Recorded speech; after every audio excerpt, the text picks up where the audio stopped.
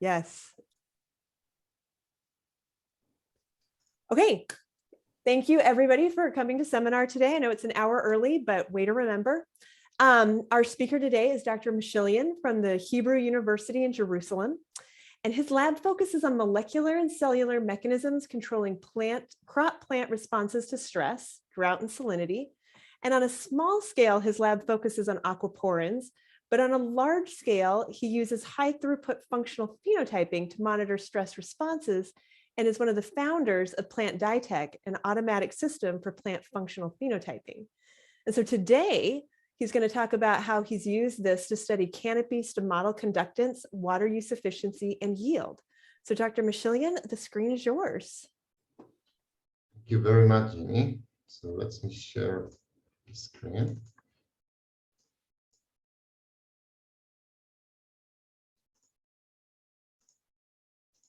Okay, so hi everyone. So I'm going to talk to you today a bit about how we look at functional screening of tomato plants. But before we do this, let's talk a bit about when we look on crops and drought response, what are we usually looking at? So before talking about drought response, let's talk a bit about what did we do when we breed the crops. So looking at the wild type, we can say that this plant reaches some kind of optimal balance with its own environment. But when we put breeding pressure on crop, or in order to develop crops, so we usually do it in order to improve yield. This is the main target. And actually, people do it for many years and pretty much successfully.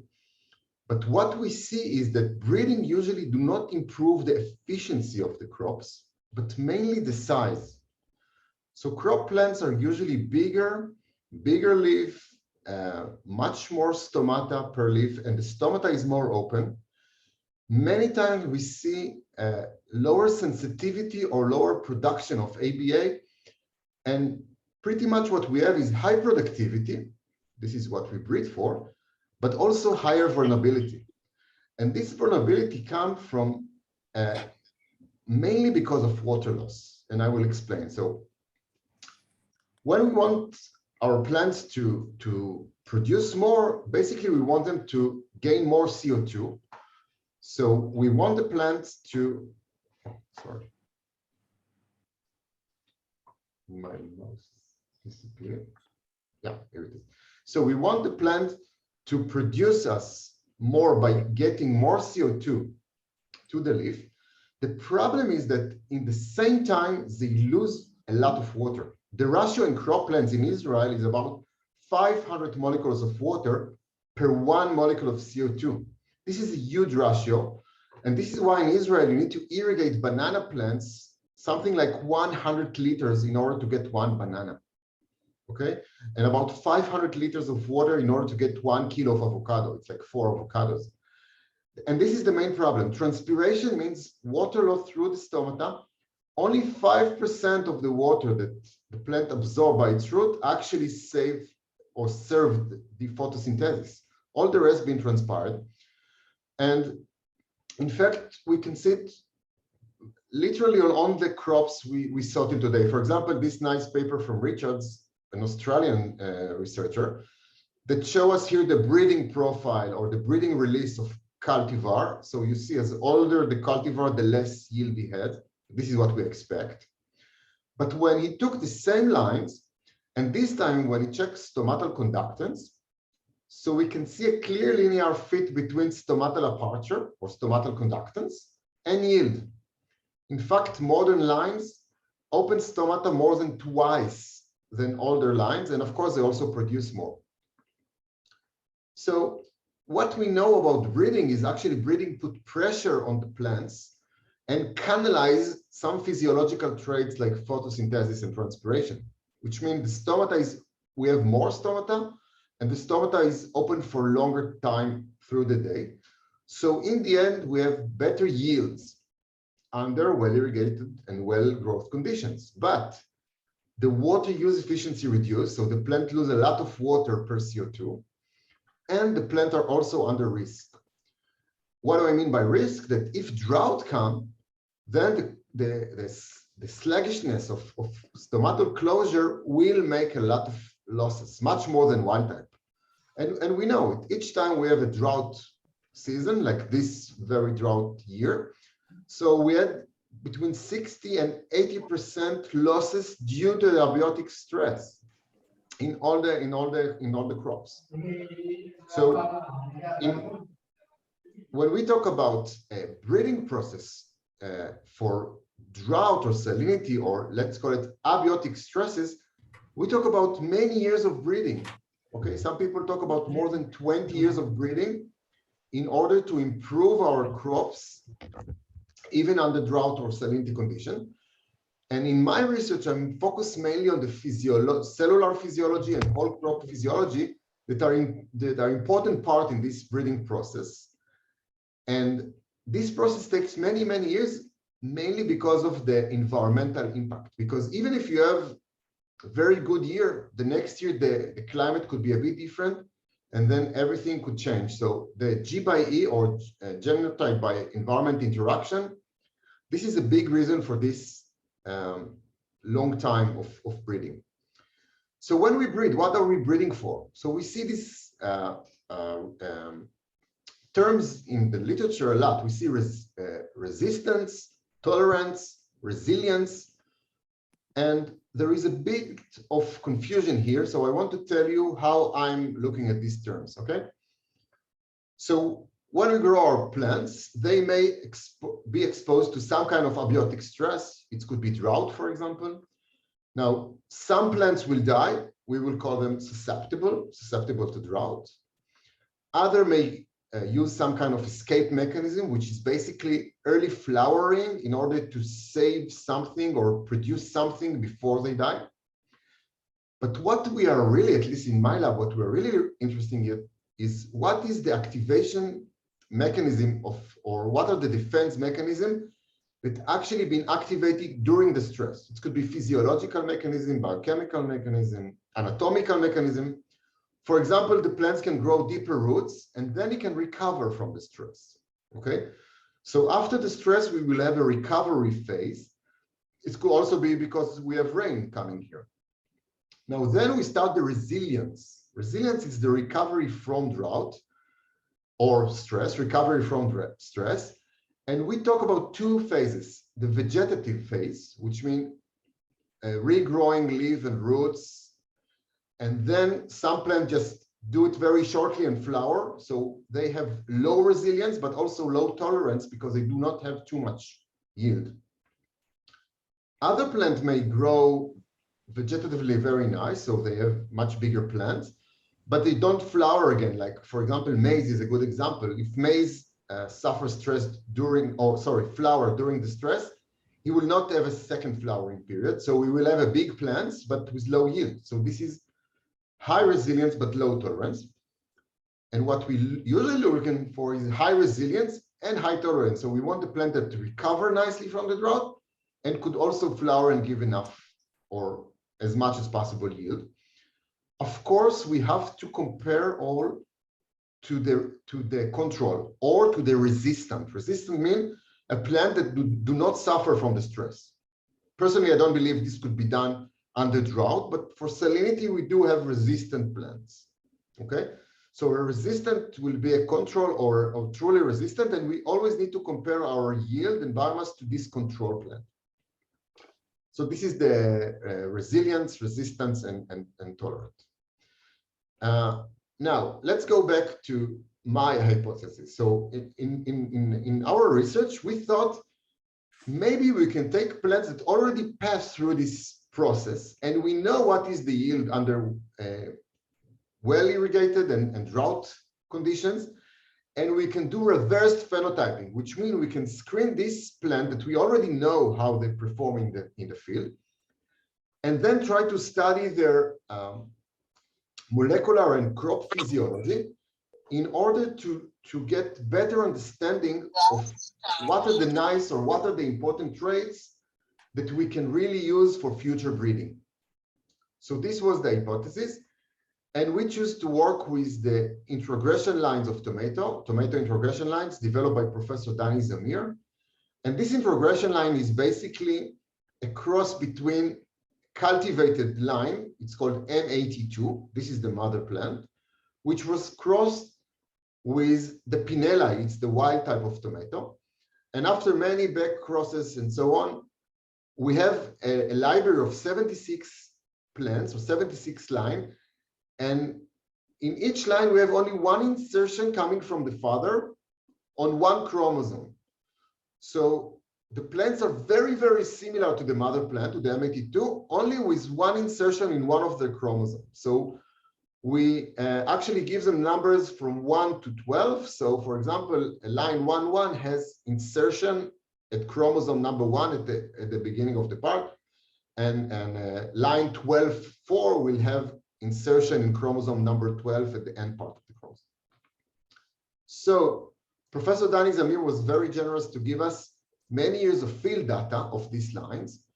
And from the 76 line, we took 30 lines that we had at least 2 years of well-irrigated data and droughted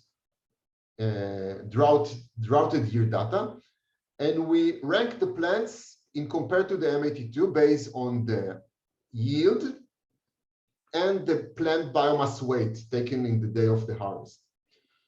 And what we did now, we took each one of the plants and compare it to the M82. So M82 is our control plant. This is the mother plant.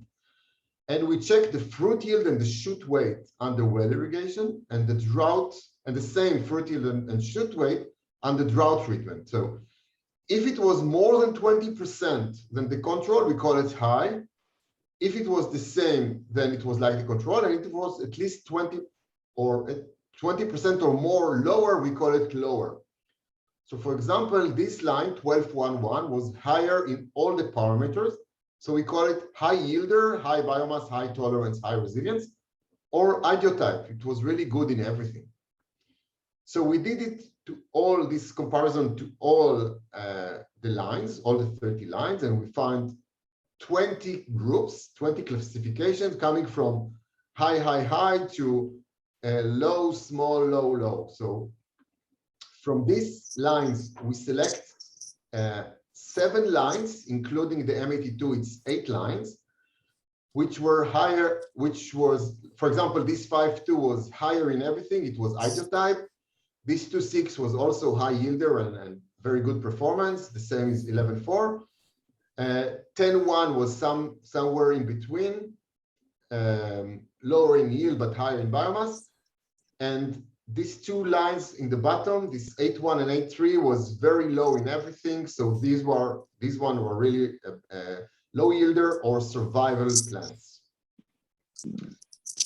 One thing which was important by choosing these 8 lines that we had at least 4 years of field data coming from these plants. So we want to have a robust database so we can work. First, we took these plants and we grow them in the greenhouse. It's a protected greenhouse. It's a field base, but a protected one. And we work with gas exchange with a Lycra machine measuring both photosynthesis and stomatal conductance. But we couldn't find any differences, which were very strange because we know these plants behave very different in the field. But the reason we think is because when you work with this gas exchange, you have to work in a steady state chamber. So you have to come to your plant, take the measurement, wait until everything gets steadied. So you actually disconnect it from its environment. And the environment is very fluctuated. This is what happened in the greenhouse, only in the temperature. You see the time running. The orange one is 1 meter above the canopy, and the green one is 0.3 meters above ground. And you see how it's fluctuated. So the temperature, and this is just the temperature, of course, the relative humidity and VPD also changing in the greenhouse. And because we work with one machine and went from plant to plant, we think this is important reason why we could not get significant differences. More to say, the plants are growing. So if you do it in 2 or 3 weeks, the plants keep growing. So we have changes both in the environmental condition and the plant sizes. Another thing which is very important to remember, when you clip your leaf in the chamber of these machines, you usually put the bottom side, the abaxial part on the bottom of the machine. And we know this machine measures both sides equally, both from the top and the bottom of the leaf. We measure the leaf, but this one-to-one measurement take into account that we also have one-to-one stomatal density ratios between the abaxial and the adaxial part. And as you're going to see soon, it's really not the case. So if you just assume all of your plants are the same, it's not necessarily true. I will go back to this later. So we look for a high throughput way to screen our plants, and we choose the physiological phenotyping platform, the Diurnal platform. I'm going to explain how it works. So this platform enables you to screen as many plants as you want. In my greenhouse, we have 504 units. Each unit consists of one pot, usually one plant in a pot, but you can do more. You can build a truly randomized structure, so you can put each plant wherever you want, and each one of them will get its own treatment. And we measure the soil, the plant, transpiration, biomass, and the atmosphere continuously and simultaneously to all the plants together. So we measure the soil, the plant weight, plant transpiration, stomatal conductance. I will explain soon all the measurement, and light, VPD, and other parameters. So each plant is like a resistor standing between the soil and the atmosphere. How do we do it? So if we take one plant, each plant sitting on a lysimeter, it's a balance, specially designed to this system. We have all kinds of plastic gadgets that help us actually measure a very accurate physiological parameters. I will soon give you what are the parameters. It's like transpiration, stomatal conductance, root fluxes, but I will I will tell you it in a minute. The controller also combined to a soil sensor, which measures the soil humidity and temperature and salinity, and the atmospheric conditions of VPD, light, humidity, and temperature to each plant. So we can say each plant is like a resistor between the soil and the atmosphere. Another big advantage of this system is that the system irrigate each plant separately based on its own transpiration. So we have a feedback irrigation system, personalized feedback irrigation system to each plant in the area. This lysimeter that the system sits on is actually a major development of the old school lysimeter. The old school lysimeter, you probably know those. It's basically weights that combine to data loggers. These are very old technologies. It's like your balance at home that you measure and you get the total mass, the total weight. But what we want is really to separate. We want to know, for example, what is the fat ratio, what is the water ratio. But this is what lysimeter give. The plant array or the plant latex system actually cancels the use of data loggers. Each plant has its own controller, and the algorithm enables you to measure the shoot separately from the root, separately from the soil and the water. So we can take measurement of, and these are the measurements we know to take, the whole plant biomass gain. We have every day the plant growth rate, transpiration of the whole canopy, water use efficiency, this is the ratio between these two, stomatal conductance of the whole canopy, root fluxes, and we can also identify very, very accurately the drought point, which means what is the stress point when you apply stress. We know exactly at which point the plants start to feel the stress, and we know this is the stress point. Very importantly, we take the absolute measurement. So we take the whole plant. We don't have the problems of abaxial, adaxial, or water potential, or just one leaf. We take the whole plant response to the environment. This system also comes with a very sophisticated kit of SPAC analytics that give you the raw data, ANOVA analysis. You can see bar graphs, box plots, histograms, heat maps, and so on. Very convenient. The best advantage is that you can see all of this in a real time. So you can really respond quickly and see your experiment basically on the momentarily ratio. Now, Another important thing is that the system solves many of the pot effect. You know, when you do your screening in pots, what we usually do, big plants, for example, we lose much faster the water in the pot than smaller plant. So the system know how to solve this by using the feedback controller. It's also solved many other problems that usually occur in pots. I'm not going to take too much details here because we published this in this paper here. So if you want, I can send you this paper which explains how we solve those problems. So in conclusion, the system gives each plant its own treatment based on your desire. This is what enables you to build a truly randomized randomized structure in as many repetitions as you want and as many plants as you want, in order to make all the plants continuously and simultaneously measured. And you have a tool, a real-time toolkit that enables you to select or reveal mechanisms. The algorithm and all the methods we use to measure was published. We published it in this technical advanced plant journal paper that actually explain all the parameters. And this paper that you see here, published recently in Wachingen, actually tested our stomatal conductance measurement. And they really show that our algorithm is very accurate. They actually compare it to pore meters and compare in some key parameters, and they show that our measurement is very important. I show it here because in the next slides, I'm going to focus a lot on the stomatal conductance, or the whole canopy conductance. So let's go back to our plants. We took those 8 lines. We screened them on the plant array. Let me show you example of the measurement of one of the measurements we took. So this is the raw data of the weight. This is one plant. Throughout the experiment, you can very simply see that the plant is growing, but let's focus only on a few days. So what we see, the increasing weight, we see the weight in gram here, is because of irrigation. And the decrease in weight, this is the morning time, this is the evening time. And the water loss between morning and evening, this is basically daily transpiration.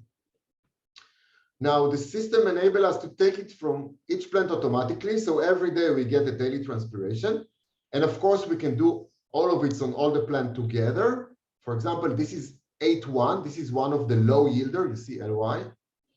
And this is the development or the kinetics of the daily transpiration rate throughout 3 phases. The first phase is well-irrigated conditions.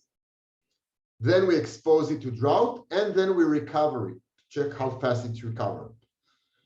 Now, when we compare it, this plant, to the 5.2, 5.2 is idiotype, high yielder, high biomass, and so on, we see much faster development of the plant. Here we see the transpiration, but it also grows faster. Much faster respond in the drought, but also interestingly, much faster recovery. Although the plant is much bigger and transpire more, it also recovers faster from the drought. The M82, the control line, is sour in the middle. And of course, we put all the plants together and we did the statistics. So you can see that at the first day, we have no differences. So basically, we have the same transpiration. But as the plant grows, we start to have significant differences between the plant. And when the drought starts, actually, the high transpiring plant closed stomata very fast, while the low transpiring didn't. So we have this, what we call flip-flop.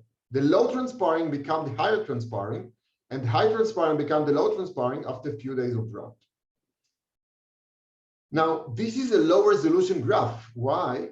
Because you look on the daily transpiration is what happened in a full day. We wonder what happened every minute. Now, the system measure basically every 3 minutes. So we wonder what are the difference between the lines in a momentarily base. So let's look on a daily basis in this high resolution. So what we see here is one day from sunrise to sunset. This is the light. This is the VPD, vapor pressure deficit. This is the atmospheric demand for water. Basically, this is what drives transpiration. As higher the VPD, the more demand of the atmosphere. It's basically temperature and humidity, a mixture of temperature or calculation of temperature and humidity of the atmosphere. Now, this is the balance. This is the weight. You see this plant lose about 600 grams in one day. And this blue line is basically transpiration rate. So we can see it mole per mass per second, how much water the plants lose every minute. It's actually the first derivative of the weight. So this is basically how much water the plant loses. Now we can also take the stomatal conductance based on the transpiration rate divided by the VPD. So you can see that we have a kinetics of the stomatal conductance. So this is basically how much water can theoretically go through the stomata, and this is the actual water going through the stomata. So the stomatal conductance show us very nice pattern of the daily. So earlier in the day when there is enough light but low VPD, the plant is on its water use efficiency peak. We call it the golden hour. Okay, let's look on our plant. So again, let's start with the 8.1, the low yielder. We can see a nice response of the plants to light and VPD.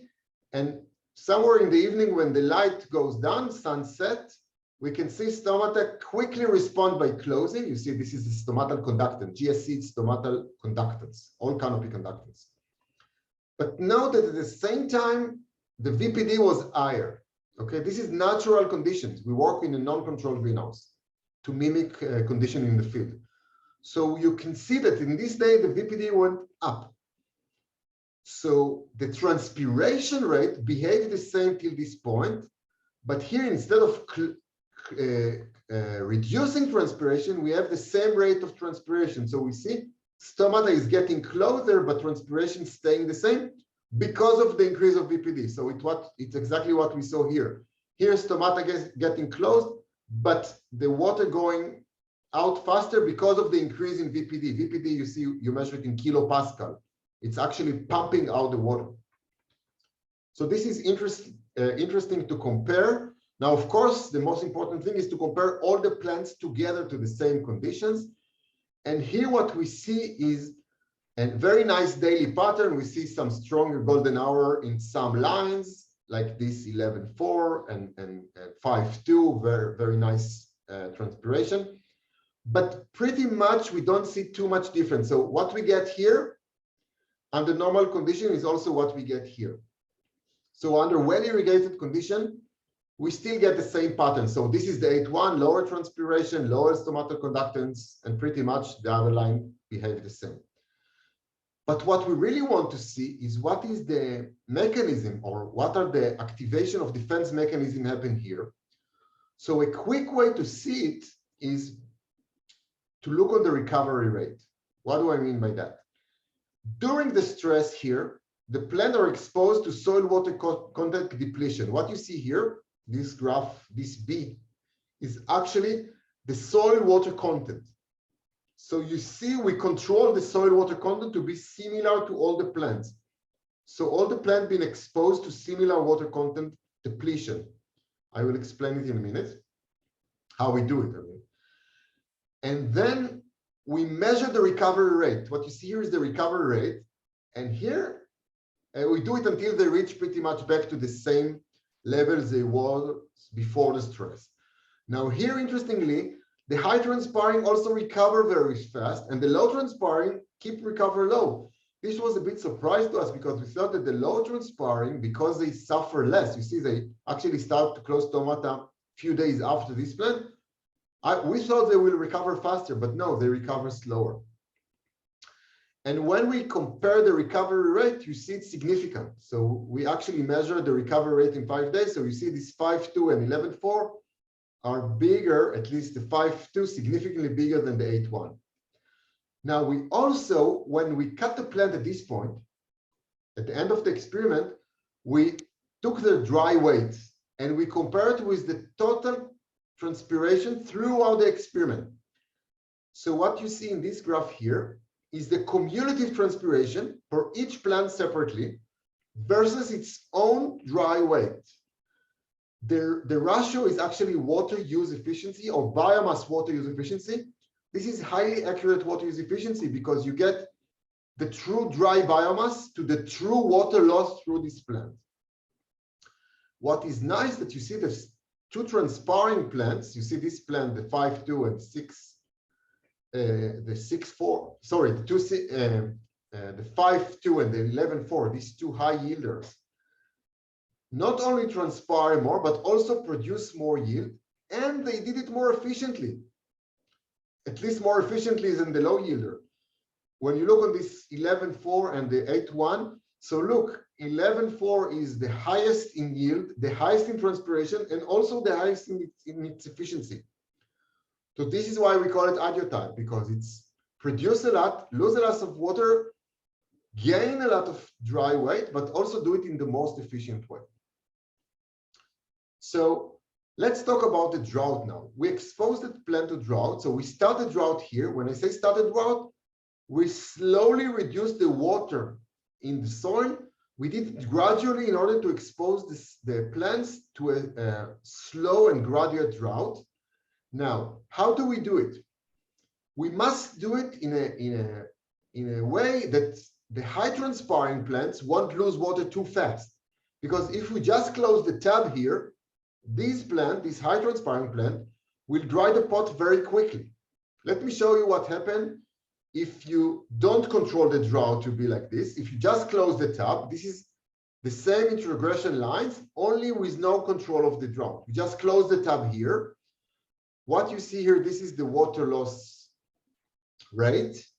And you see that the high transpiring plant just lose water very, very fast. The low transpiring plant lose water very, very slow.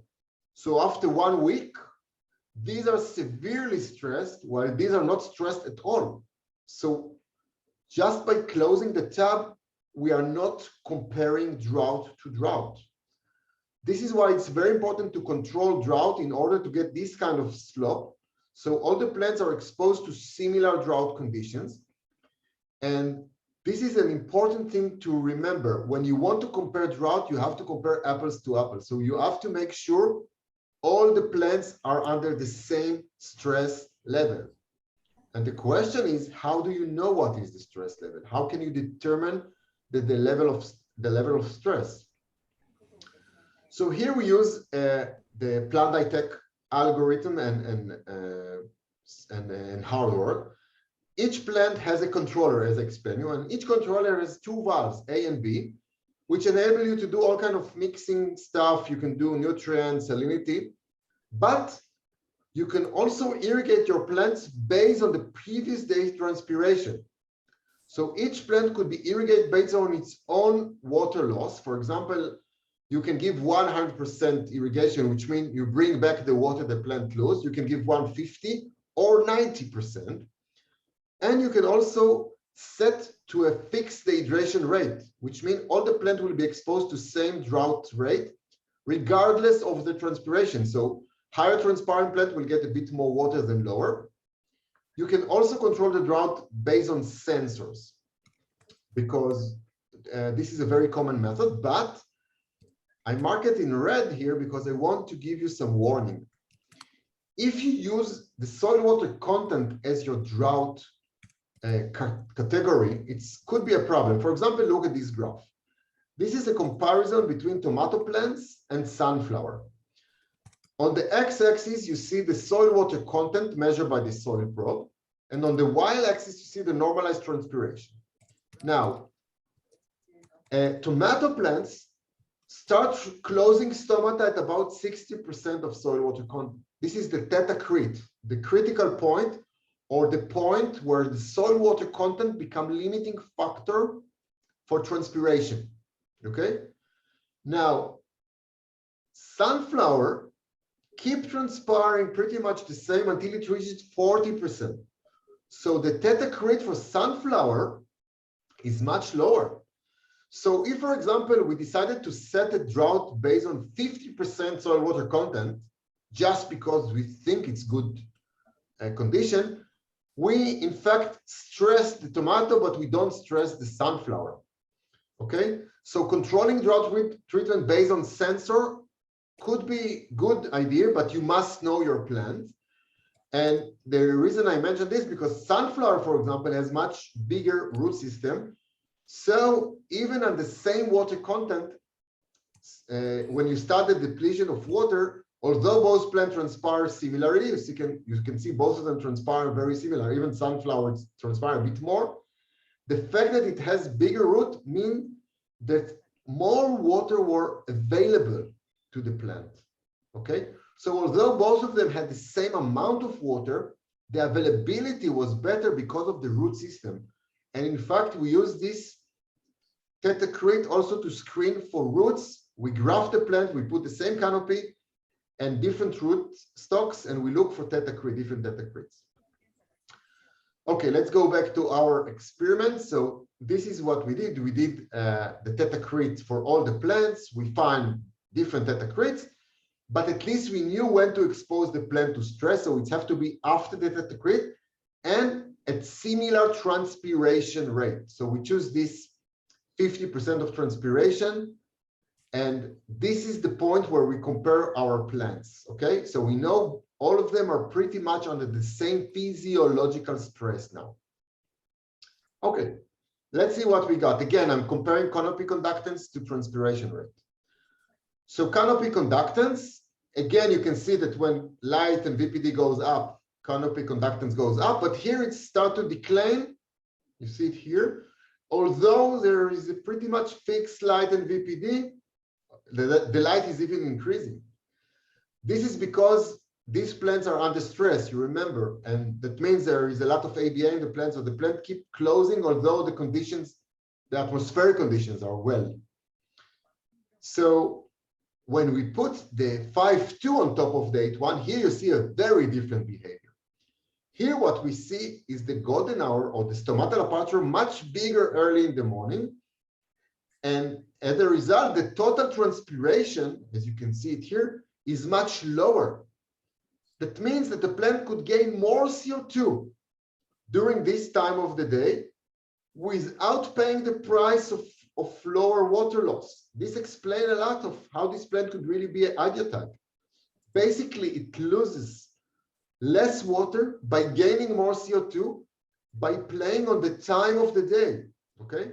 And at this time, you can see there is a sufficient amount of light and the VPD is extremely low.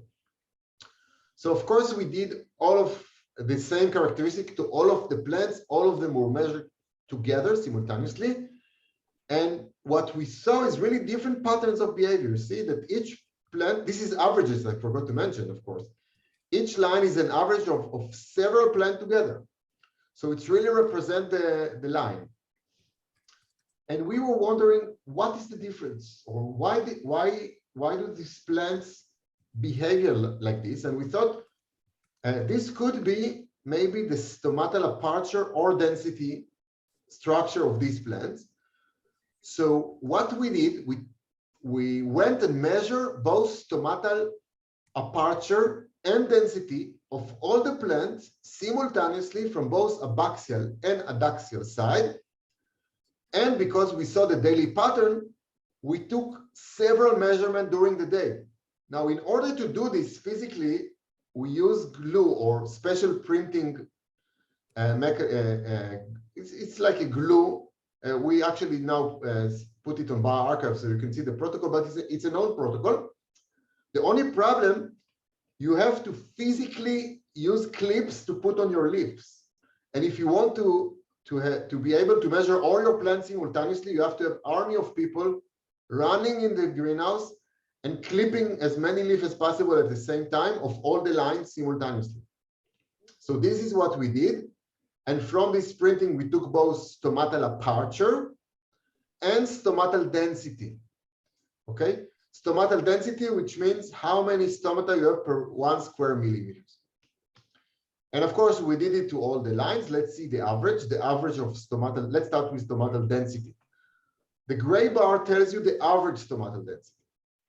So we can see that all the lines have similar stomatal density when we look on both abaxial and adaxial. But when we compare separately the abaxial and the adaxial, we can see that some lines had very big difference between the abaxial and the abaxial part, while others did not have any difference between the two parts. Okay, so this is very interesting. Some plants has very big difference between the two sides of the leaf. For example, the 11.4 and 5.2 had much more stomata on the bottom part of the leaf than the upper part of the leaf. Next, we want to measure the aperture, okay? as you can see here, the stomatal aperture at different time of the day.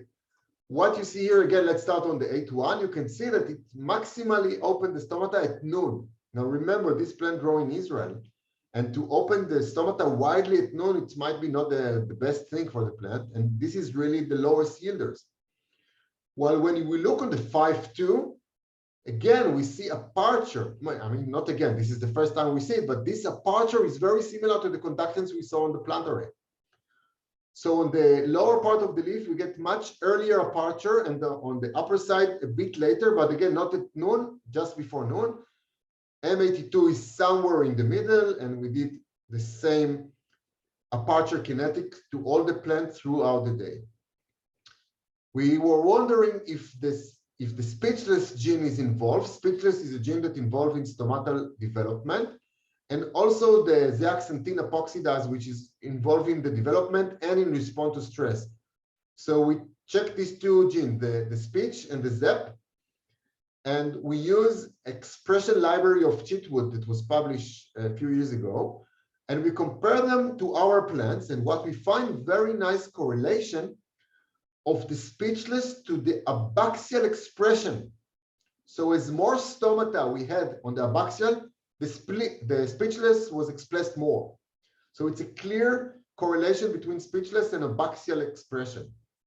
You can see that in the adaxial part, we didn't find this correlation of speechless. Now the ZEP1 shows us a negative correlation. So as higher the ZEP1 expression, the lower the stomatal density, which means the plants were like under continuous stress.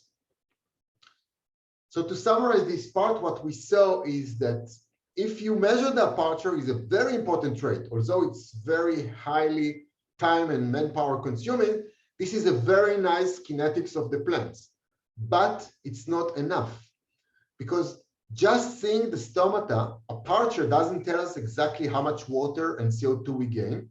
We also have to know what is the distribution between the abaxial and abaxial side. And we also want to know the fluctuation of the VPD power during the time of the day, because everything is fluctuated. And only then what we saw that if you know all of this, this is actually translated to the canopy conductance and the actual transpiration rate. So what we get with the plant array is actually a combination of all this very hard manual measurement in automatic way. So we get the stomatal conductance and the transpiration from all the plants together, which actually reflect all of this manual measurement. We also now understand better why the steady state machine cannot give us good data in the field unless we use many machines or use it very intensively. Now, some people did it. For example, this paper, Broderick and Holbrook, they work with gas aperture and really very intensely measure the plants. And when you do it like this, you can get this daily peak. You can see they work here with few lines, and you can see very nicely this morning peak when the VPD is low. Here they show that some plants totally close the stomata during the noon, while others open it a bit more. So very similar to what we found in our lines, with very big fluctuation between the different time of the day. Another paper published by us recently shows a very good correlation between stomatal conductance early in the morning and yield in the field. We found a nice correlation. Other paper by Zvika Peleg group published recently also show same golden hour peak for a wheat cultivar, which known to have more yield in the field. So this worked very nicely, basically. Now, to conclude our findings, so idiotype line, if you look for the physiological phenotyping markers, so what are they? High transpiration, as higher the better. Okay, this kinetic of transpiration is very important. All the idiotype lines show this behavior.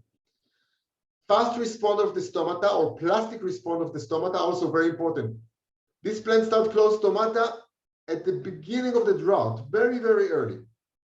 Okay, so highly plastic stomata response. We also notice that as more stomata you have at the lower part, the better. So high abaxial to adaxial stomatal density ratio is important. Also early peak where the VPD is low and the light is high, also very important, which actually mean dynamic daily water use efficiency. So when plant performing in a very nice dynamic water use efficiency, for example, you can see that this line here, 813, also one of the low yielders, didn't have any kinetics. You see, it's a flat line. It didn't change the aperture almost. So this is a bad trait. So we really recommend to look for a dynamic water use efficiency. And finally, fast recover. What you see here, in this graph here, you see that plants that transpire a lot, fastly close the stomata, have this golden hour peak and recover faster. These are the traits that are very important when you select your plant. We also find a positive to the speechless. So what we recommend, of course, if you can measure the aperture and gas exchange using manual machine, it's fantastic, but it's literally impossible to do it on high throughput manner, especially if you have big population of plants. So what we show that the whole plant measurement using the plant array, giving us absolute measurements, is a very good way to get a reverse G by E phenotyping, very productive one. And we think it could be very helpful in breeding programs. So what next? Our system is called functional phenotyping. In simple word, if you want to choose the winning horse, the best way is to take them to the right. So compare them when they're are really in the race, and this is what the functional phenotyping means. This is what the plant array do.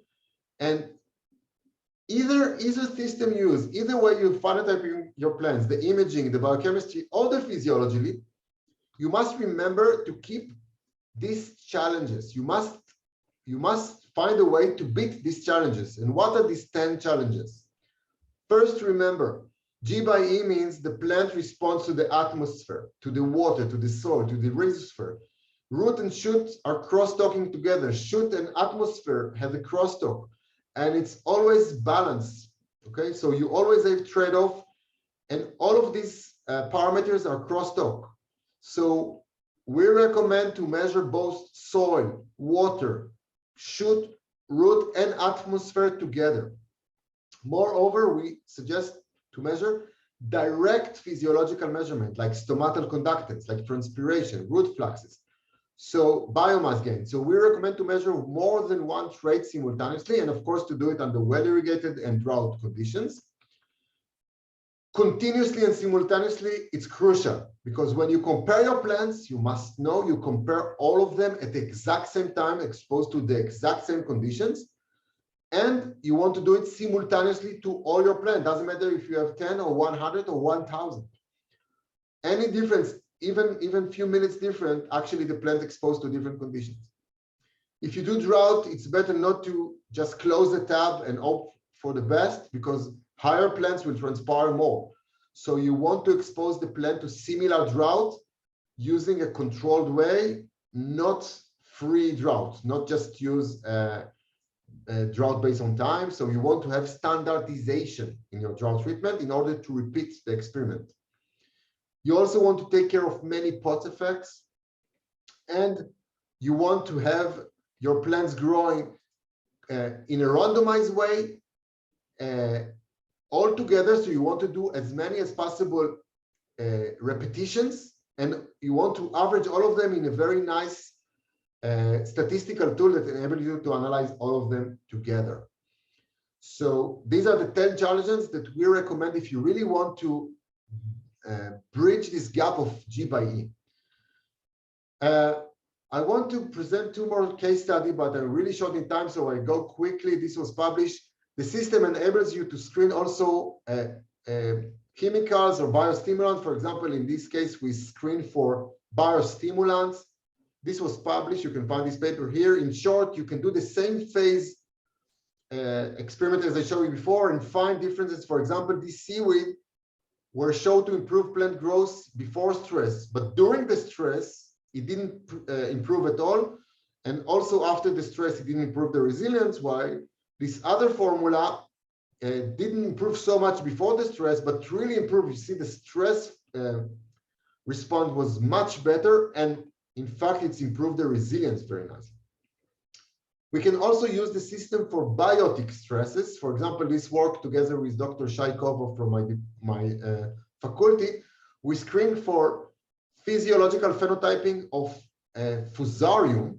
So when we use a fusarium, non-violent fusarium on a resistant plant, we see no differences whatsoever and no differences in the system, although the plants are fully infected. You see very nice infected. So this is like end of it. So if the plant doesn't respond, we don't see any physiological phenotyping. But when you lose a more violent, you can see very fast response of both transpiration and biomass gain of the plants, much faster before you see anything with your eyes. Okay, sorry that I rush, but you don't see anything with your eyes. And when you use the more violent on the more susceptible line, then really you see the difference on the first day. Really, really quickly, both in August, on the summer, you see, these are the phenotype you see after 10 weeks. We saw the difference after a few days. And also when you repeat the experiment in the winter, in October, you can see nothing in your eyes. You can see the plant. Some plants affected, some not affected. It's very hard to know who is who, okay? But on the system, you can see differences almost immediately. So the plant responds very quickly to the biotic effect, much before you see anything with your eyes. And the same thing we saw with viruses, the tomato yellow leaf curl virus. Also, we saw very nice response physiologically. Okay, finally, I would like to thank Sanbon Gosa, my PhD student. Most of his study I show here, it's his PhD study.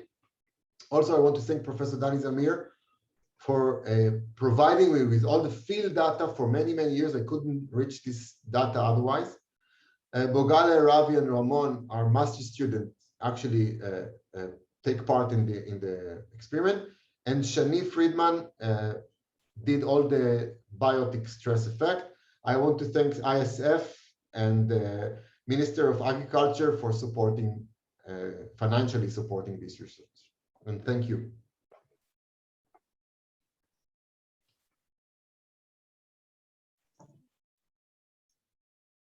Okay, if anyone has any questions, go ahead and unmute yourself. If I muted you and you need me to unmute you, let me know.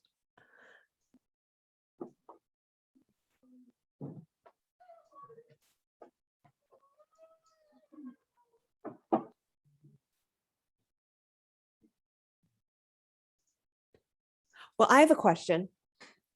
Sure.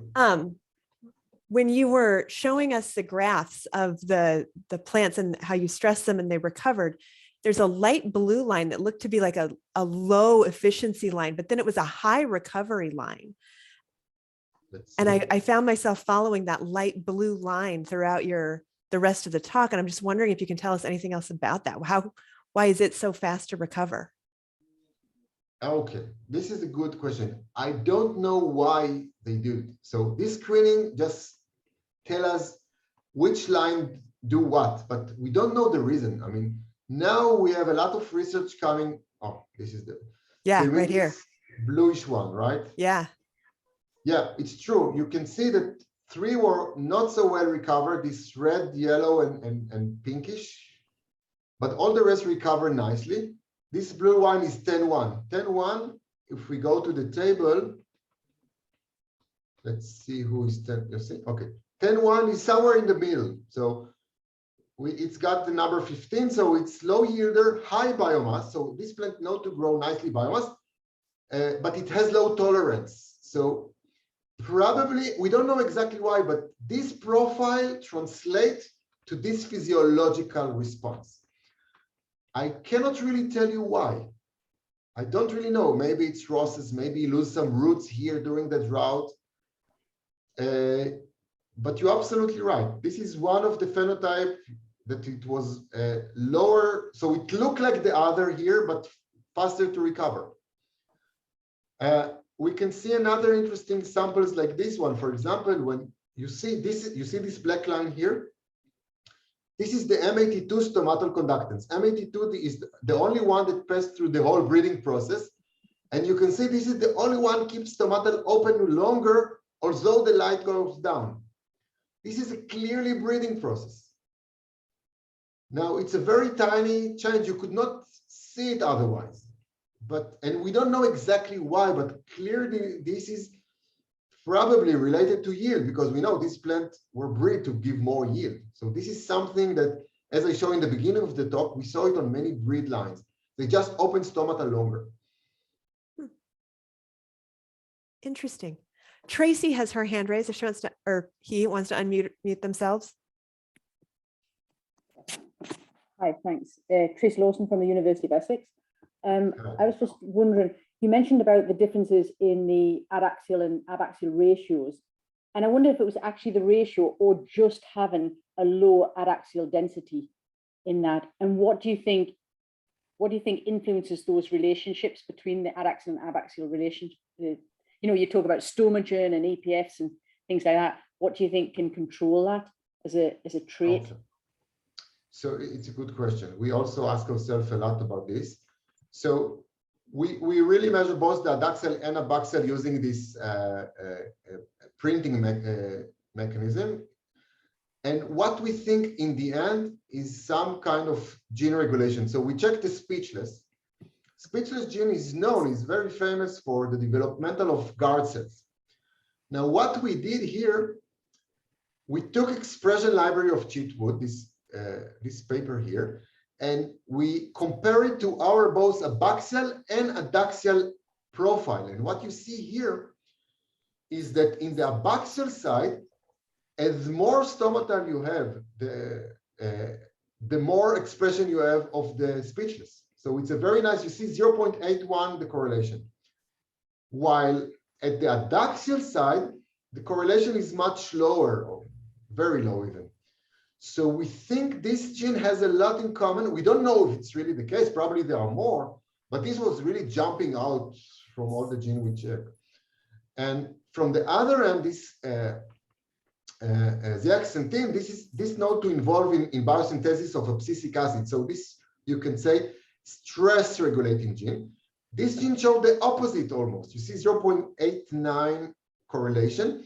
And here the correlation, this is the low yielder with the lower density. So probably is a mixture between the developmental part and the stress level of the plant. So these are only two genes, of course, there are probably much more, but this is part of the mechanism we suggest here. And do you think it's important to get a handle on the functional side of that in terms of the contribution of each surface? I think yes. I think it's also important in matter of where you breed for. So we did all the experiment in Israel fields. It's pretty hot. I'm sure that this 8.1 may be better produced in Europe somewhere because the VPD is much lower, the daily pattern is lower, even the light density is lower. So clearly this, let's call it pre-breeding process that we pass here, is good for Israel climate because we did everything in the field or in a non-controlled greenhouse. So clearly this is a non-good trait to us, and all the data come from Israeli field. So clearly this is a pre-breeding for Israeli tomatoes, field tomato even, not even a greenhouse. But if you do the same, I guess this could be very good in Europe because then at noon it's hotter, but not too hot. The VPT is not too high. So maybe then it's really good to open stomata. You can see this 8.1. Let me show you. See this 8.1, open its stomata, the maximum at noon. So it's not good trait in Israel, but who knows? Maybe somewhere else it is. Great, thank you very much. Pleasure. Colin DeHoff, do you want to ask your question? Hi, Menachem. Long time no see, huh? Yeah, you're right. We know each other a little bit from, I don't know, last century or so. And I was asking myself, so you're talking in a half sentence about abscisic acid. Is it that the ZEP expression correlates, with abscisic acid? Did you measure it actually? No, we didn't. We just took the literature. We know that during drought, so we know here at this part of the drought, when we measure the plants here, okay? When I said here is at this point where I'm 50% transpiration. So we know the ADA must be very high, but we didn't measure it also. But you didn't actually measure it. And no, we just took the physiological of stomatal closure as the marker. Yeah, okay. Does the ZEP expression correlate with stomatal opening? Because you say stomatal closure equals stress. So stomatal closure, yeah, stomatal closure, we take it as a stress signal because when you compare, look what happened. Sorry, but how does it relate to ZEP, to ZEP? So the ZEP is basically when we check it, it was not under stress. We just checked the expression under normal condition. So, okay, you get it now? Yeah.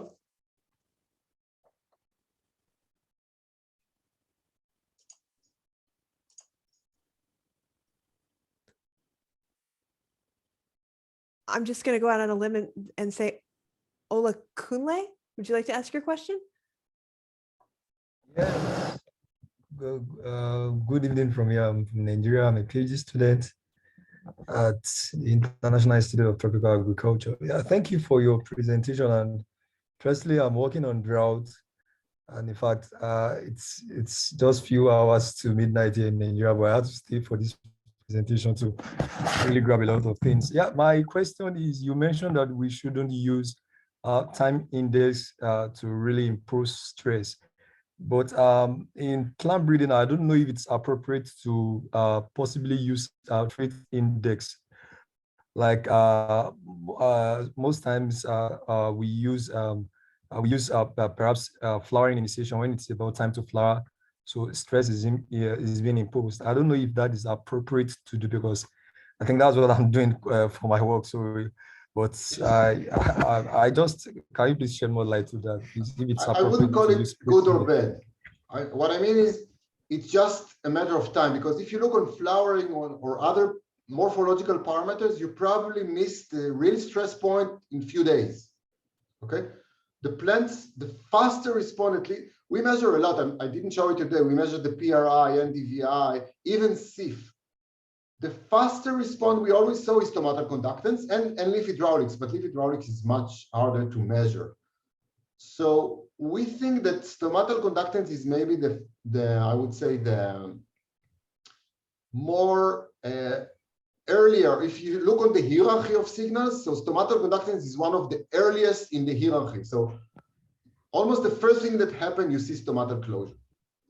Now, if you go to flowering or leaf curve, now let's talk about leaf curve, okay?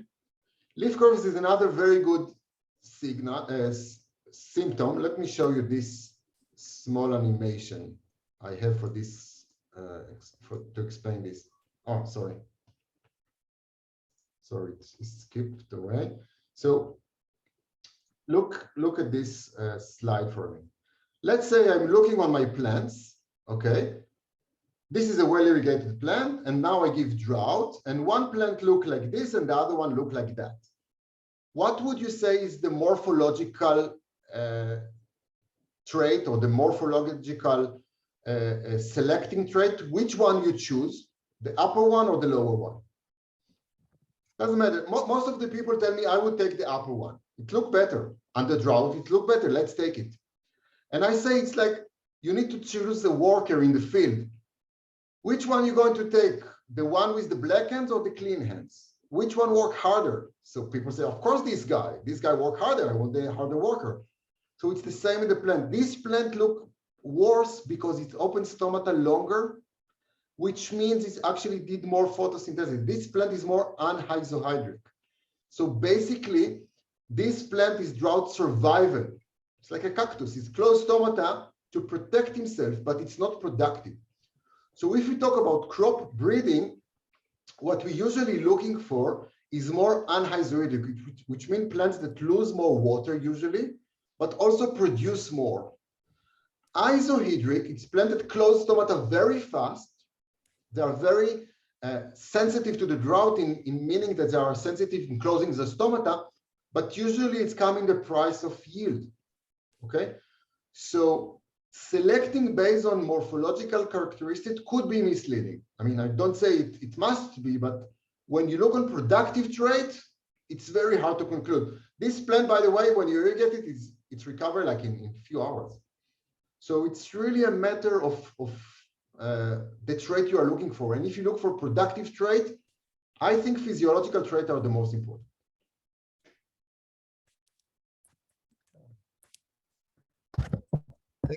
Thank you.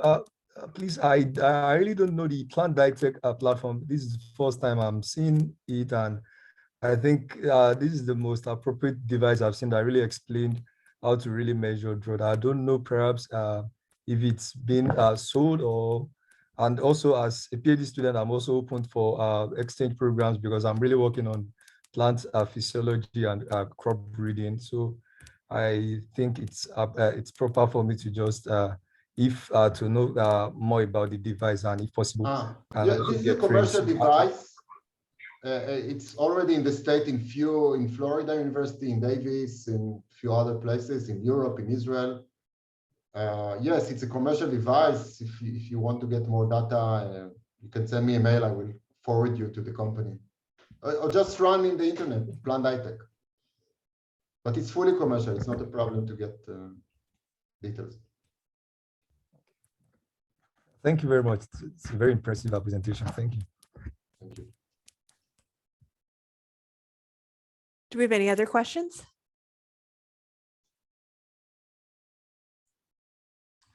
I have a question. Wonderful presentation. It's good to know all those details. At this time, my understanding is that those different genotypes was based on the field evaluation. I remember you show a table where you show those high, low combinations, right? Yeah. All the selecting of the line were based on few years of field evaluation in Israel in Akko field. This is the table I show. Mm-hmm. So is there any other companion work where you might, measure a subset of the, parameters that, in the field, in the real condition to establish at least some extra connection, or you think that's probably not needed right away? So when you do a selection process, usually you want to have the simplest parameters on as many plants as possible. Mm-hmm. You're probably going to lose some. This is clear. But if you screen like 1,000 or maybe even more lines, you want to have, what we want to have is a good yield prediction on the vegetative part at least, and if possible on the yield as well. Because if at least I know resilience, good resilient traits, good fast growth rate, I can always cross them later with high flowering rate and good, because you must separate between the vegetative part and the reproductive part. Sometimes you have a robust plant, very nice plant, but all the flowers are highly sensitive to temperature or drought. So it doesn't matter, it helps you that it's very big. So what we do here, we separate between the two. We separately look on the vegetative part and the reproductive part in order to get this trait. So what is really interests us is vigor, fast growth, fast response to the drought, good stomatal conductance, all the physiological parameters, even if we lose flowers. What do I mean? Even if this plant particularly lose all of its flowers during drought, it has enough interesting drought response trait that will worth to take it to the next step, because then you can cross it with plant that maybe has a very bad vigor, very bad resilience, but very good flower tolerance to heat or drought. So it's two different traits, very different traits, but very easily combined. So we really separate them. So biomass and response to drought, recovery, all what I show here are vegetative importance, regardless of the flowering and fruit set and flavors and the rest. Okay. I hope I answer your question. Yeah, it's good. So also you stressed that this equalized, drought expression when the horizontal line and then dropping and then that part. Yes, was that I mean I know you probably designed to to achieve that, But would you be able to achieve that all the time because of the curve or this decreasing at different speed? Or is that always like you guarantee it's going to be there? It's if you work right, so you see the drought is similar. And the drought is similar because we give differential irrigation. So this, you see this number here, this is the amount of water per day. So this plant loses almost liter per day. See, like 800 ml per day, while this one loses almost half, 400 a day. That means that if I want to keep them on the same rate, this one need to get like 600 ml every day, and this one like, I don't know, 350. So it's a differential irrigation. It's of course done automatically by the system because the system knows to take the exact amount of water the plant loses and bring back the right amount of water to keep a similar slope. In this way, you can really get these differences in the, these differences in the soil water content. And when we did it, in our case, you see different breaking points. But we know that we're really exposed to similar drought. So we control the drought and we know this is a really physiological response here. But you actually, this was embedded in your, management to reach that level, yes, right? It's not, I agree. It's not a must. You can actually decide you don't want to do it. You just want to see them free falling. It's okay. If you want, what you can do is also work in much bigger pots, like you see here. Sorry, I will work in this mechanism here. Just a minute. You can work with much. I think I have a picture somewhere. Yeah, you see these pots here of the vine trees. These are like 30 liter pots, and these are like 4 liter. So if you grow your tomato in these big pots, they have enough water, like it's like a field. And then you can decide you don't want to irrigate them at all. So it's more like an ecological test.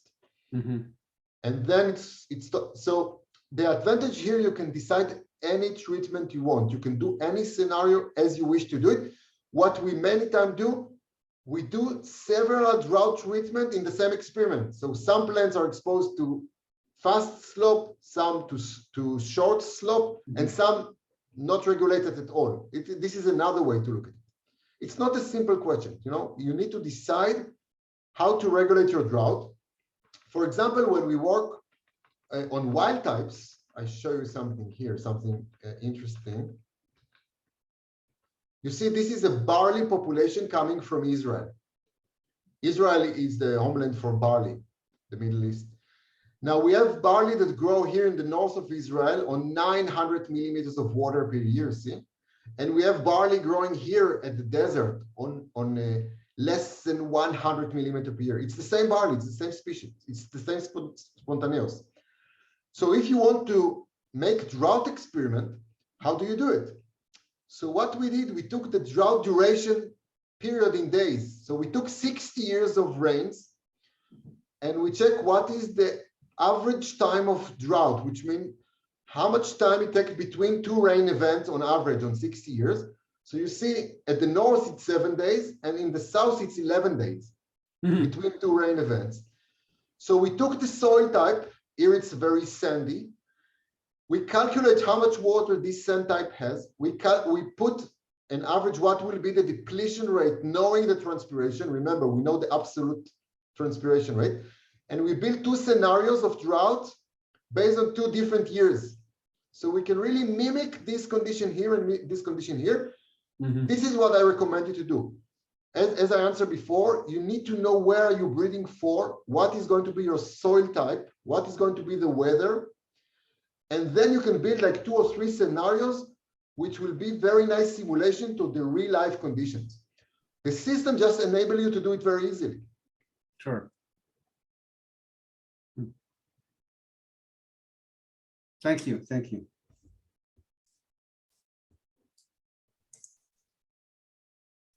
Boris? Yes, thank you. Thank you very much, Dr. Moshelion, for your excellent presentation. So just looking at this example, like a natural setup where we can still mimic the differential irrigation kind of. So coming to a practical point of view, will you still recommend, the genotype which has the survival? It will not lose much weight, but then we'll have a yield penalty at the end, compared to a genotype that will transpire a lot, lose a lot of water, but then the yield will be okay. Because I'm considering farmers' condition where the drought is so long. Yeah, so what will be your recommendation in that case? Exactly what you say.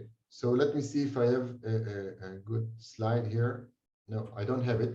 What I would recommend you is to do a prolonged drought scenario. And then probably you're right. Probably then I don't have the slide here, sorry, but you can do short drought, long drought, or terminal drought. According to your experiment, I would do terminal drought. I would not even recover, assuming that if the rain doesn't come, let's say after 2 or 3 weeks, anyway, it's total loss. So probably then, yes, the survival ones will be a much more preferable trait. You know, you can grow the same wheat in Australia or in England, you can get like 5 times difference in the yield, but this is because of the environmental conditions. But of course, you have to breed for the right environmental conditions. So I would just build a scenario based on that, based on what you expect to have in your fields. All right, thank you. My second question is, I'm now going to I'm curious about the anatomy part of this work. We know that roots has roles in water uptake. So from this experiment, has there been any trait of roots that is linked to the drought tolerance or resistance? Thank you. Yes, absolutely. You can see it here in the slide. In this talk, I didn't show anything, but we do use a lot of rootstocks. Now, a rootstock, as you can see here, even if the shoot is identical, you see, think about grafting experiment that all the shoots are identical and you have the similar transpiration, what you see in this line. Okay, it's very easy to do. But bigger roots like this one here will reach, and bigger doesn't mean deeper. It means that you have much more surface area. This will enable you to get much more water availability. What do I mean by that? You can have the same, let's say 2 liters in these 2 pots, but this root system would not even reach the whole water. It just leaves some water in the pot, while this system will get to more water. And this is the difference between these 2 theta-crit. This is actually, these are real data. You see, this is real data. The difference in these 2 theta-crit come because of root system with much bigger surface area. Now, of course, if you want to work on deeper roots, then it's not really drought tolerance, it's more drought avoidance, because if the root just reach the water, the plant is not exposed to drought. But if you talk about real drought, so this is a good trait, because you can really use the water for a few more days. Maybe the rain will come by then. Thank you. Pleasure.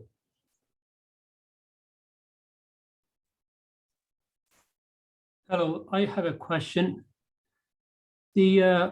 Was the potassium use efficiency of these plants were considered or tested?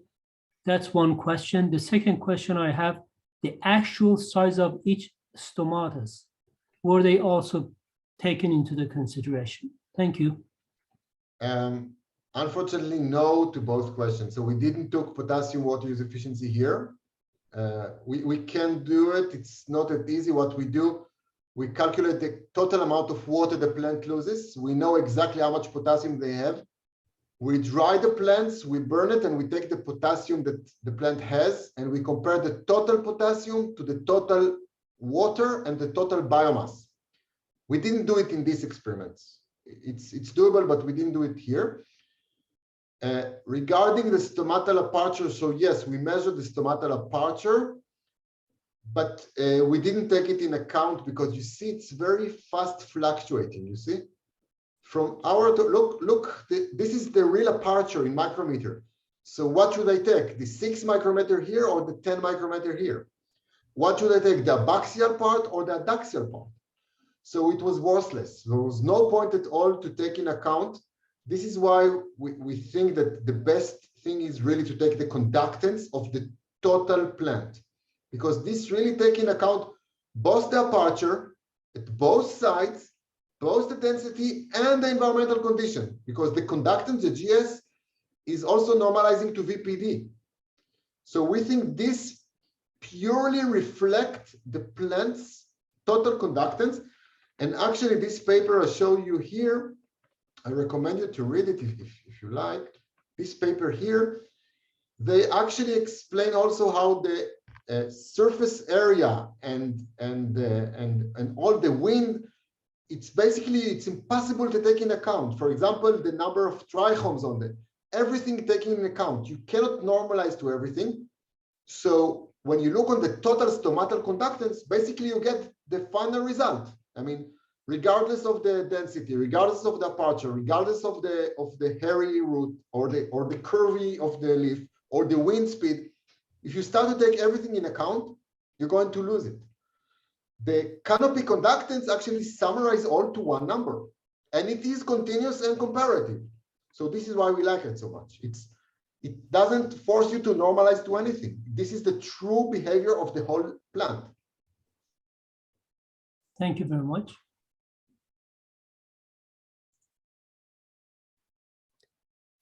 Sampath? Hey, I have a quick question on do you have done any salt experiment? I'm wondering is that will affect the accuracy of any of the readings that taken with that instrument? We did many salt, nutrients. In this experiment, we didn't do any salinity, just drought. But yeah, it's very easy to do salt. What we usually do, we use several concentrations, and we check the same parameter I show you here, but not in this particular one, but it's relatively very easy to do. Okay, any All right, final thank you. questions? Sorry. Any final questions? Okay, let's give our speaker one more round of applause. If he's willing, sometimes our students are a little more open to questions once maybe the professors have logged off. So if you're willing to stay on for a few more minutes, maybe our students have some extra questions. But Sure, meanwhile, sure, let's thank him by for the his way, talk. just one word about salinity. This paper here, it's all about salinity. It's on quinoa plants. So if you want to see more, I didn't do it, but this paper that I show you here on the bottom, this is all about salinity. All right, Sorry. great, thank you.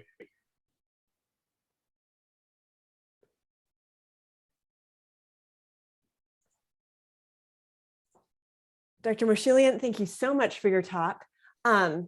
Maybe you want to unshare your screen and we will make some of our students turn on their cameras so that they can ask questions and interact with you. Sure.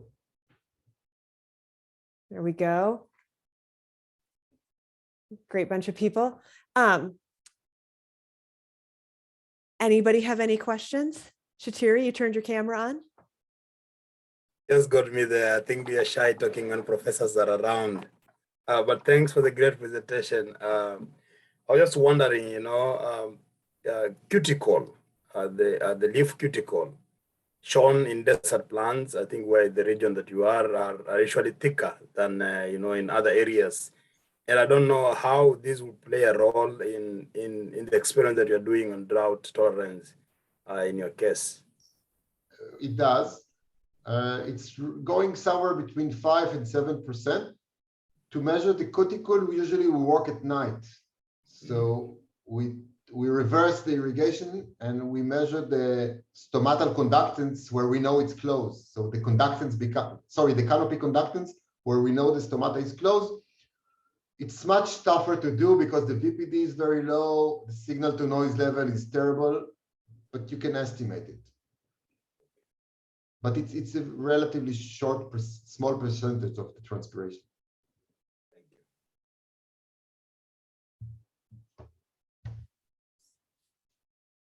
I thought this was really interesting that you've measured so many different physiological aspects at the same time.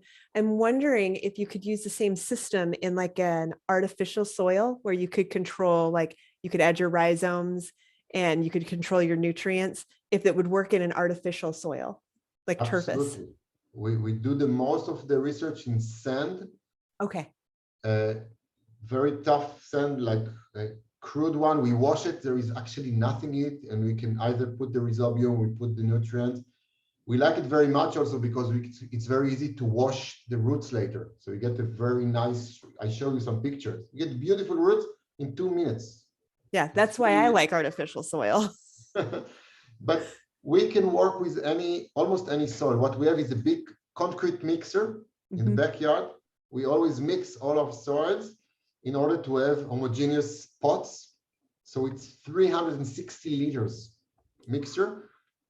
Because usually we work with at least 32 pots. So we want to make sure they have the same soil structure. So we just mix it for a few hours, at least 1 hour, and we pour it to the pots. So yes, soils are crucial. Yeah, excellent. Maybe a quick question that I think someone has not asked for this system. You said it's commercial. How much is it? I don't have the prices with me, but it's like we made the calculation once. Lycra machines. Lycra machines is about $60,000. So in $60,000 you can buy something like 25 sets. So, but I don't know the exact price now. You need to contact the company for that. Juan, turned your camera on. Do you have a question? Yes, can you hear me? Mm-hmm. Yeah, so thank you for the presentation. That was actually awesome. I like the approach of dissecting the very complex traits in very kind of easy to measure physiological responses. So what I was wondering is, at the beginning of the talk, you showed that you try to measure photosynthesis and some other traits related with CO2 exchange. Did you took with this system any type of indirect measurement of carbon assimilation or something like that? Yes, many times we do it on the system. We found that the best characteristic here is the plant dry weight. This really reflects, for us, it's the easiest from one hand. In the end, you just chop the plant, dry it in the oven for a few days, and you have the dry weight. But of course, you can come and measure. You can even feed back to the system the measurement you took manually and get it on your graph. But again, anything which is manual, it takes time. And the big problem for me is that you cannot do it simultaneously. And if you work on a non-controlled conditions, even a few minutes before, between plants until you come to your last plant, it's totally different conditions. Yeah, because I have been working a little bit with photosynthesis, and it's kind of huge difference in measurements in a very short period of time. And maybe we have a system that we can follow the photosynthesis rate of a plant during the day.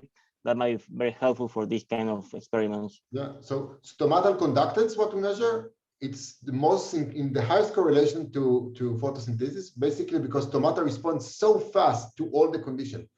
So what we know is that stomata actually doing optimization every minute. In each guard cells, you have light sensor, CO2 sensor, temperature sensor, ABA sensor, VPD. So the stomatal aperture responds all the time in order to regulate the CO2 to water. So for us, it's very easy to measure conductance, but very hard to measure photosynthesis. So the stomatal conductance plus the biomass give us a very good compromise. When we need a manual measurement, it's always point. We take a few days of measurement and then we come and measure point by point some of the more interesting plants. Yeah, thank you.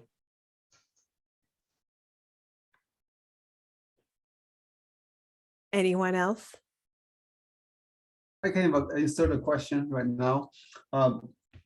So the current, what you presented so far is a detailed characterization of a smaller set of selected genotypes.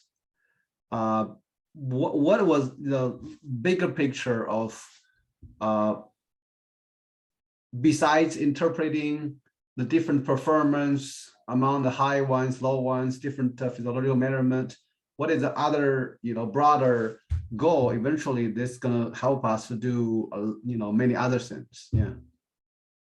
So it's basically we try to break the G by E. G by E is a big word. Genotype by environment interactions. So people talk from seasonal to year, and to our understanding, it was too much. People talk about water use efficiency in one measurement per season. They take carbon-13 and say this is the water use efficiency. And to me, it sounds not logic that the plant responds every minute, and in the end, you characterize it in 1 point. So we look for a way to get much higher resolution of the plant response in all the physiological characteristics. So we started by biomass, transpiration, and we understand that very fast and we always compare to other, NDVI, PRI, all the conventional FAR sensing. And what we always saw, it's that the stomatal conductance and transpiration were the first to respond, or the faster to respond. And then we thought, maybe this is a trait by itself. It's like the gate of the factory. When the gate is open, the factory is working. As more time the gate is open, the factory is probably producing more. So we get to this physiological characteristic based on our assumption that this could be a very good trait.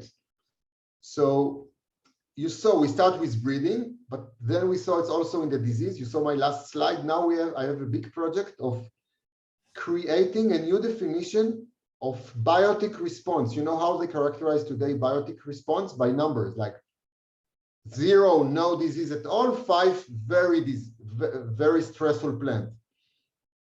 What is these numbers? I come and I see something, you come and you see something else. Physiological parameters like transpiration per minute, it's something which is standardized. Not to mention that the plant responds much faster in the physiological than in the morphological.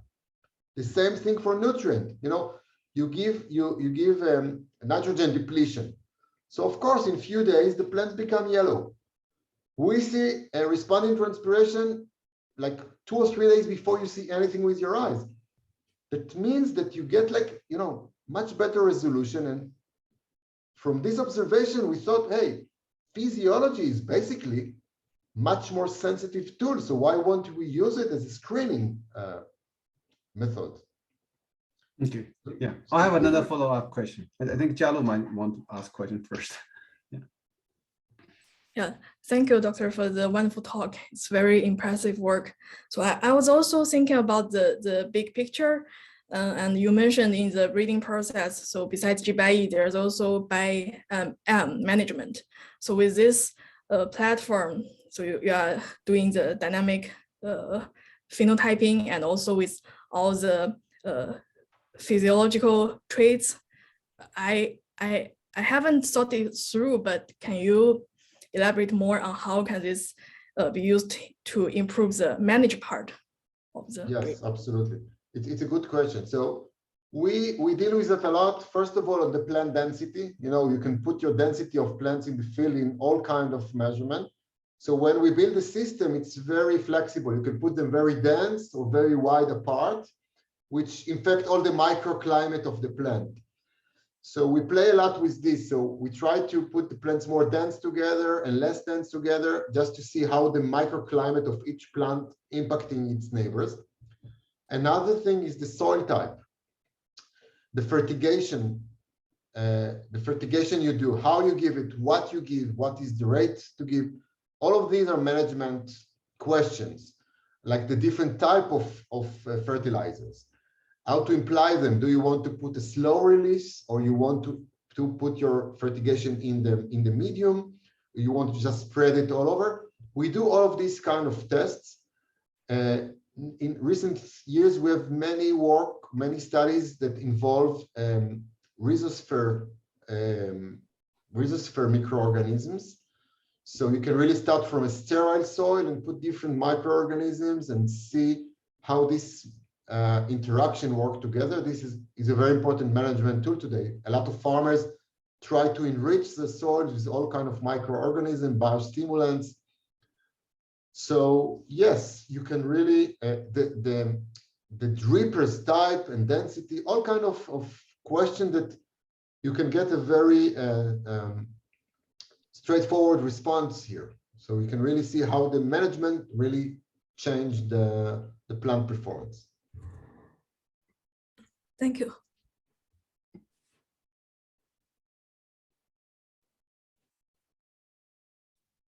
Yuru, do you have a question?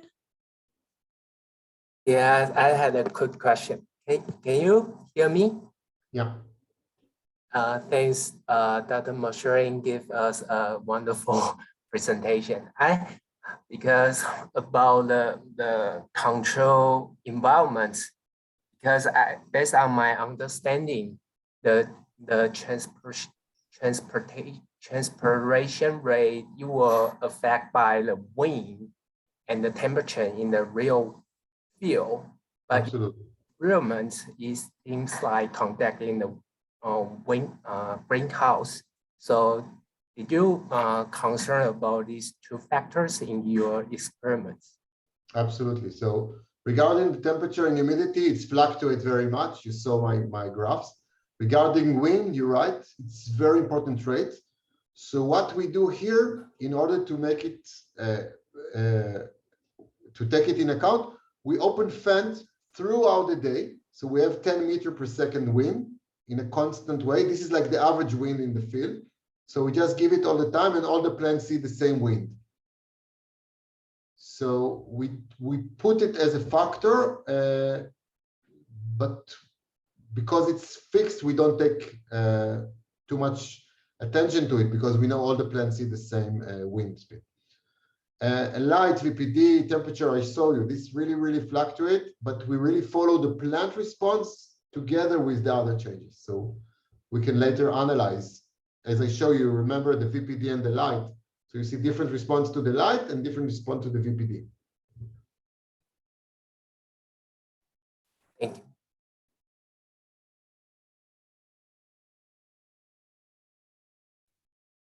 Tatenda?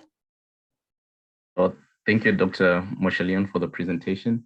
My question was, how much, since I see there's probably replications for each, say, plant, how much within variety variation do you get with regards to stomatal conductance? So I can show you again, but it's depend, of course, on the number of repetition. So usually we try to have at least 6 to 8 repetition, independent one. And then, well, if it's significant, you see it.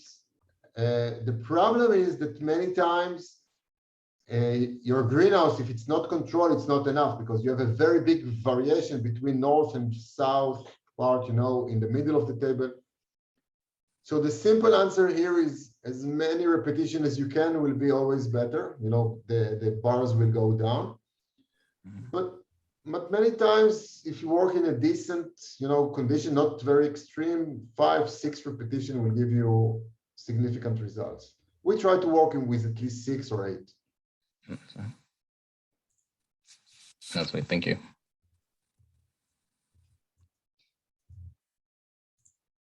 Xiaoming, do you want to ask your final question and we'll let our speaker go?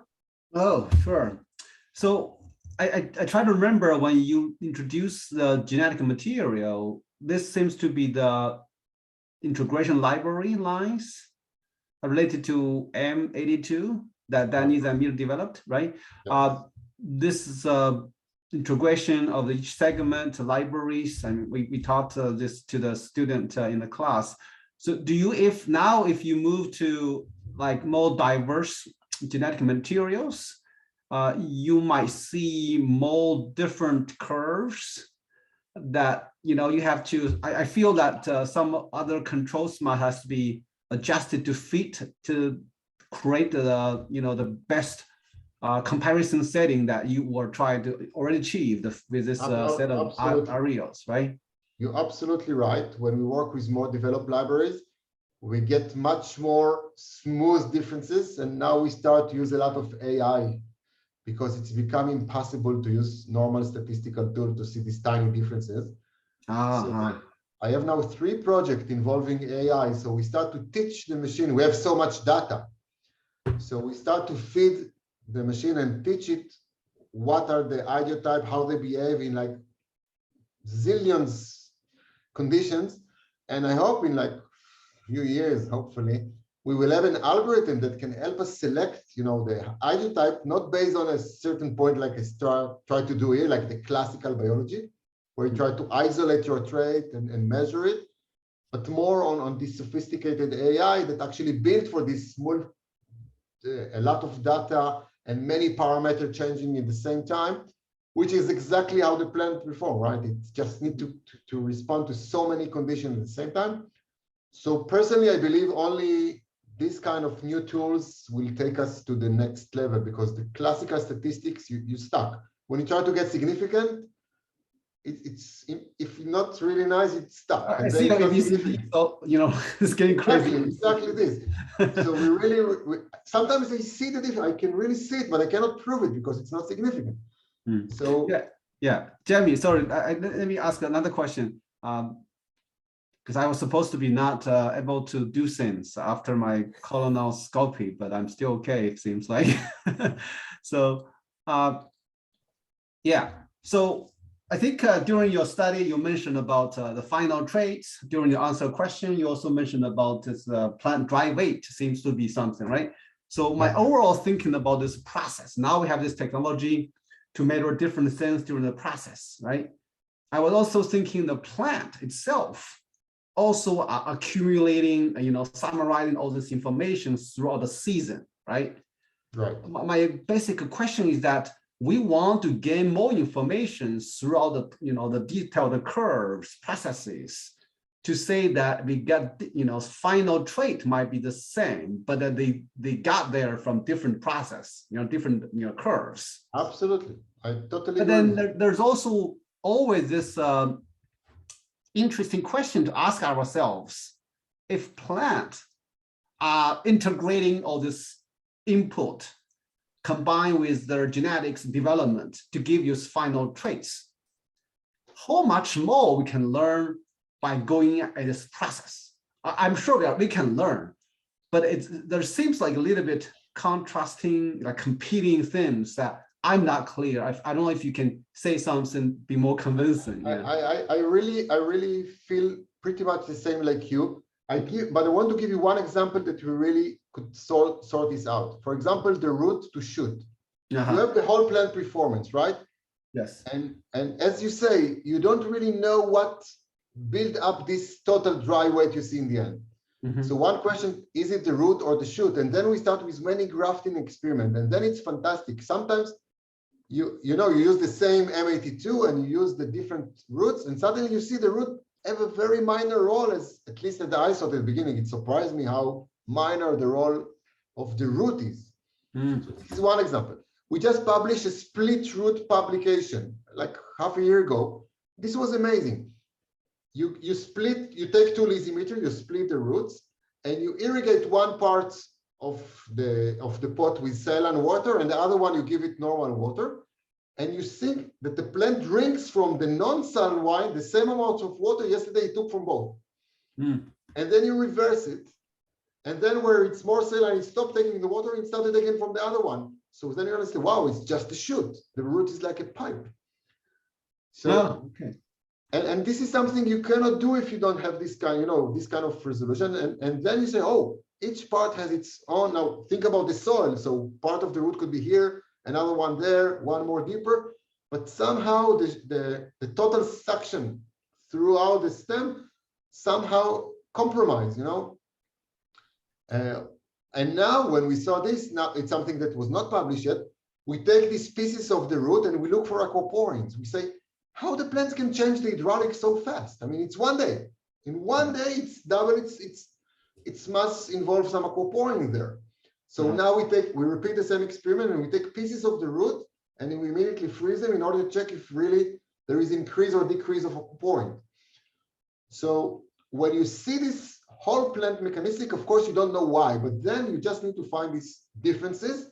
And then you have a very nice PhD study to start to understand why is it. Why is this different? That it's easy to measure on the whole plant level, and then but you don't know what exactly the mechanism is. Sure. Great example. Thank you very much. Pleasure. Thanks, guys, for sticking around for our extra question session. I think this is where we get the best questions. All right, let's thank our speaker one more time. Can we have some people turn on their video? Take a screenshot. I'll send this to Kindle. Anybody want to turn on their video further? Okay, we got more. Okay, one more. Okay, Karen left. Oh, Katrin Jacob. Smile, everyone. Thank you very much. Thank you. Thank you. It was a pleasure. Nice to meet you all. Thank you. Thank you so much. Thank you. Bye-bye. Bye-bye.